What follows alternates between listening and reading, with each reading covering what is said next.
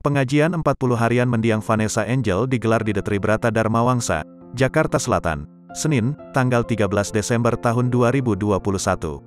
Acara tersebut digelar oleh sahabat almarhumah dihadiri keluarga, sahabat, 200 anak yatim, serta mendatangkan grup gambus untuk berselawat bersama.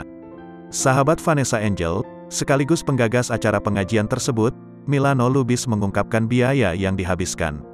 Jumlahnya ditaksir mencapai ratusan juta rupiah. Enggak etis lah, pokoknya di atas 200 juta, kata Milano, Senin, tanggal 14 Desember tahun 2021.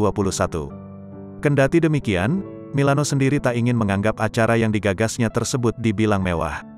Dia mempersilakan publik untuk berspekulasi apapun terkait hal tersebut.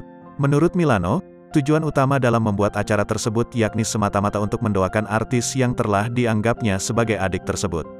Dibilang mewah kita enggak ngerti, enggak juga, silakan kita niatnya bikin ini ikhlas, menyenangkan Vanessa. Dia udah saya anggap adik, terang kuasa hukum keluarga Vanessa Angel tersebut.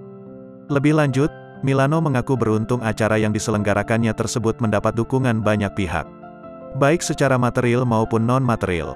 Milano mengatakan bahwa dukungan tersebut lebih dari cukup sehingga acara zikir, sholawat dan doa itu berjalan lancar.